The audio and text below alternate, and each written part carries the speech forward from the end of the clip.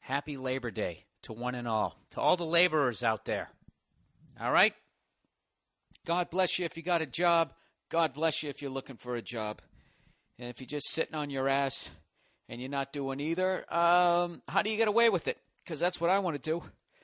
You know, isn't that the dream? That's my dream in life, to work if I choose to. Just fucking lay around all day. And just be like, you know what? I am so sick of fucking laying around. I think today I'm going to go down and put some hubcaps down on a fucking Ford Fairmont. You know, maybe that's what I'll do. What are you guys doing for Labor Day? Huh? You guys boozed at this point? I'm a little bit late with the podcast. It's 4:16 East Coast time when I'm recording this. Huh? Have you already gotten drunk? Had it out with your brother? You know, after 3 beers, that paranoia that your mom loved him better starts creeping in. And all of a sudden you guys get out there for a little fun game of volleyball. And all of a sudden, real quickly, it's not fun, is it? Huh? You're staring at him through that net. That fucking transparent fucking screen. You can see through it, but you can't penetrate it. Kind of like the fucking ice-cold personality of your mom. You know, she'd never quite let you in. So what do? You bury your sorrows in fucking alcohol. On Labor Day. Happy Labor Day. Happy Labor Day. Getting shit-faced. Eating some shit. Hating your fucking life the next day at work. That's a new Labor Day song, everybody. It might sound familiar, but it's because it's so catchy. It's not a Christmas song. Go fuck yourself. Actually, I was sitting here wondering, you know, being as it's Labor Day. Labor Day is another one of those days that I just don't understand the history behind it. Like I don't know shit about Flag Day. I don't know shit about Labor Day. I don't understand Columbus Day. You know, is that the day that he thought he landed in America, but he was actually down in the fucking Caribbean? Then he started making them dig up diamonds that weren't there, so he started cutting their fucking hands off. Is that why we have a day off on Columbus Day? Huh? I understand Memorial Day. That's for the troops. Anybody laid down their life or even served, I get that one. Easter, that's when the bunny comes. Here comes Peter Cottontail, hopping down the bunny trail. Hippity-hoppity, Easter's on its way. That's one of the whitest songs ever. So I'd like to apologize to all the non-whites out there for whatever white guy wrote that song. Bringing all his Easter joy. Something like a basket full of... They actually sit there in that song, and there's something like, he's got jelly beads for Bobby, colored eggs for Sister Sue. He's got nothing for Yolanda. No. What's a Tayshawn? There's nothing in there. No candy for anything like that, you know. Dooku Kim, he doesn't get any fucking Easter grass, does he? He doesn't even get the grass at the bottom of the basket in that fucking song. You know? All right, let's plow ahead here. So I was wondering, what is the history of Labor Day? Because I'm a nerd.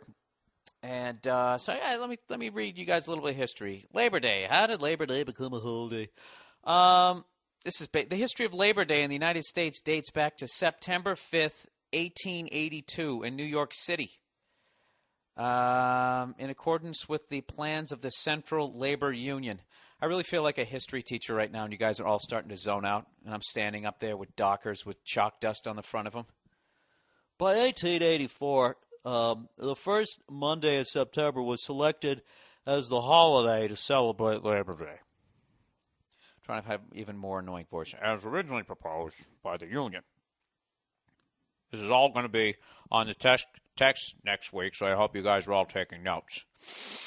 Since then, the Central Labor Union urged similar organizations in other cities to follow the example of New York to celebrate a workman's holiday. Sorry, I'm back on that date. So basically it started in New York City. And then with the growth of labor unions and the pressure that they then were able to apply to the ruling class, they then tried to make it a national holiday, and they finally did.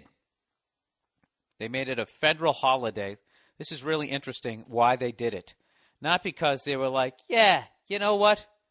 We got these guys working their asses off all week. They're in these dank fucking apartments getting tuberculosis as we sit out here in our fucking manors. Why not give them one fucking day off? This is when they finally did.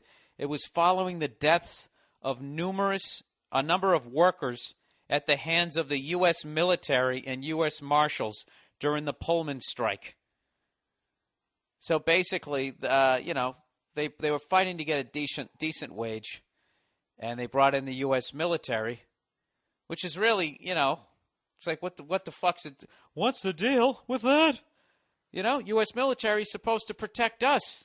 I thought that those guys were on our side. No, they work for the rich. There you go.